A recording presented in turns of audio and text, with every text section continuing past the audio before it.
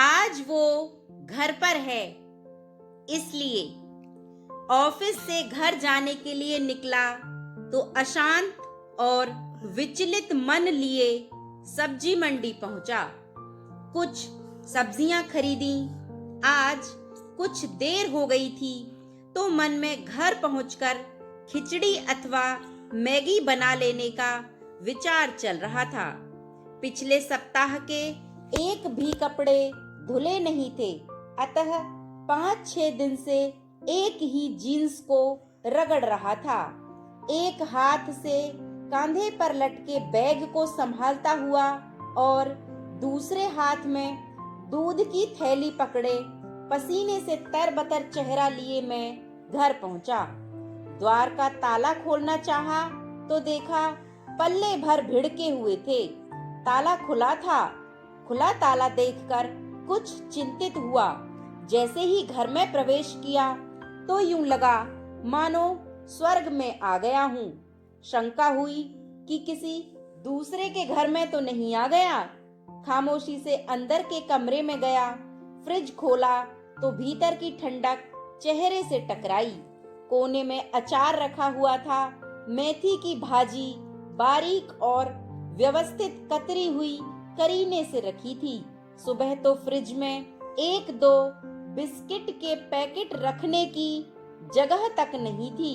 सारा फ्रिज भरा पड़ा था और अब देखो साफ सुथरी जगह ही जगह थी। धीरे से साथ लाई हुई सब्जियां भी फ्रिज में ही रख दी। कोने में रखी पानी की टंकी, जिसने हफ्ते भर से पानी का मुंह तक नहीं देखा था, अब पूरी भरी हुई चमक रही थी। तभी ध्यान गया कि पीछे पीछे अगरबत्ती की खुशबू भी चली आ रही थी, मन को आनंदित कर रही थी। अपना बैग एक कुर्सी पर पटका तो याद आया कि सुबह अपना टॉवल बिस्तर पर ही छोड़ दिया था। देखा तो वहां न होकर वह खिड़की के बाहर तार पर लटका सूख रहा था।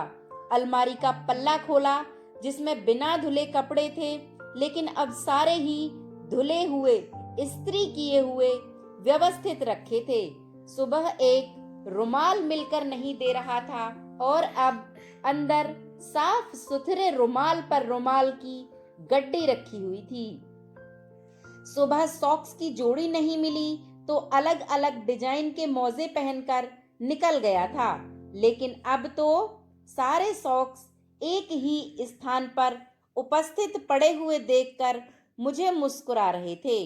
लाल, पीली, नीली शर्ट्स बढ़िया हैंगर पर टंगी हुई थीं। धीरे से टीवी के सामने बैठा। टीवी जिस पर की धूल की परतें जम गई थीं, अब चमक रहा था और स्क्रीन पर चित्र भी स्पष्ट दिखाई दे रहे थे। प्यास लगी तो पानी पीने किचन में पहुंचा, जिस किचन में लहसुन, प्याज और न जाने किस किस किस्म की गंध भरी रहती थी। अब भूख जगा देने वाला भोजन की सुगंध से महक रहा था।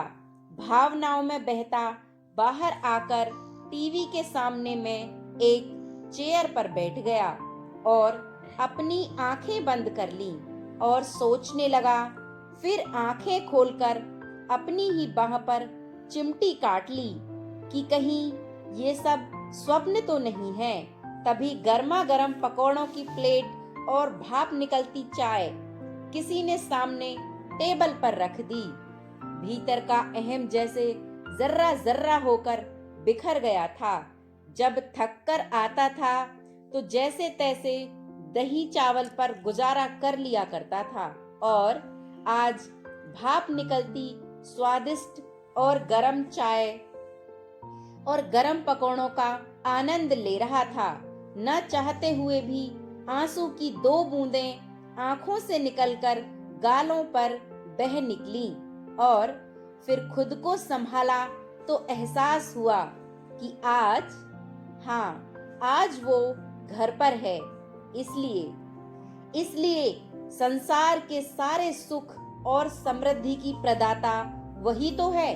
किसी के लिए माँ, किसी की पत्नी, किसी की बहन और किसी की बेटी।